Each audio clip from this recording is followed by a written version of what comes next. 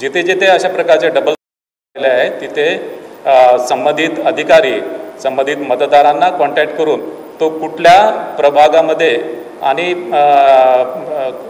तो कुठल्या मतदान केंद्रामध्ये तो मतदान करेल याची माहिती घेईल। त्यासोबतच त्याचं नाव, त्याचं लिंग, त्याचं फोटोग्राफ आणि त्याचा पत्ता या सर्व बाबीसुद्धा तपासेल।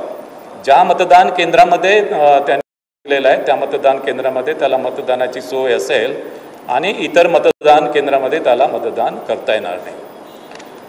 ज्या मतदारांच्या नावानं पुढे डबल स्टार आलेला आहे, दुबार मतदार म्हणून डबल स्टार आलेला आहे, काही प्रतिक्रिया नाही तर सर्व मतदान केंद्रावर त्याचं डबल स्टार म्हणून नोंद होईल आणि असा मतदार मतदान केंद्रावर आल्यानंतर त्याच्या डिक्लेरेशन घेतल्या जाईल की या मतदान केंद्राव्यतिरिक्त इतर मतदान केंद्रामध्ये त्यांनी मतदान केलं नाही किंवा या मतदानानंतर दुसऱ्या मतदान केंद्रावर तो मतदान करणार नाही, म्हणजे एकाच मतदान केंद्रावर त्याला मतदान करता येईल।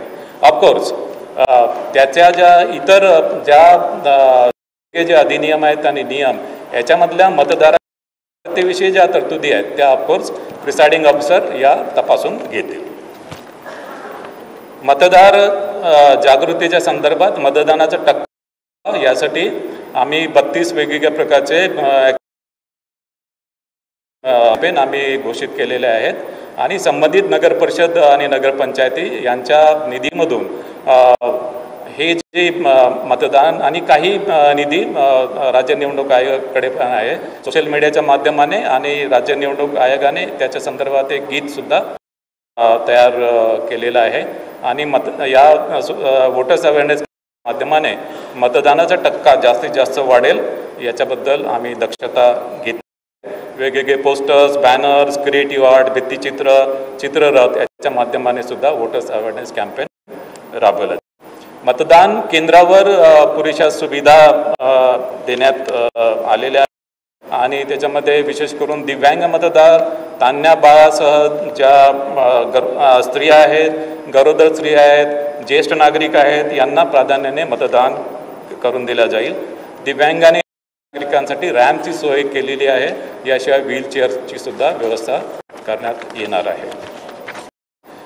सर्व मतदान केंद्रावर विजेची व्यवस्था, पिण्याच्या पाण्याची व्यवस्था, सावलीची व्यवस्था, शौचालयाची व्यवस्था उपलब्ध करून देण्यात आलेली आहे आणि विकरून हे गुलाबी मतदान केंद्र म्हणून ॲक्च्युली हे आम्ही करू आणि या गुलाबी मतदान केंद्रामध्ये या मतदान केंद्रातील सर्व निवडणूक अधिकारी, कर्मचारी, पोलीस कर्मचारी हे महिला कर्मचारी।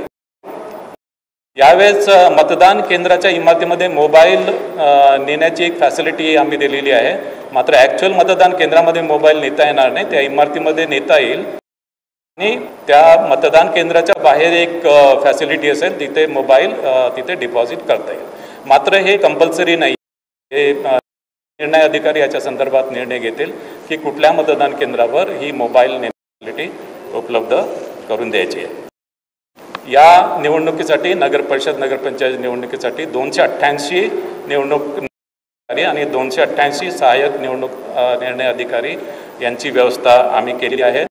यासाठी एकूण पोलिंग स्टाफ 66,775 निवडणूक अधिकारी कर्मचाऱ्यांची व्यवस्था आम्ही केलेली आहे। यामध्ये एकूण पुरुष मतदार हे 53,79,901, महिला मतदार 53,20,870 असतील आणि इतर मतदार म्हणजे याच्यामध्ये ट्रान्सजेंडर येतात ते 750 मतदार असतील। अशा अनुषंगाने एकूण मतदार 1,07,00,000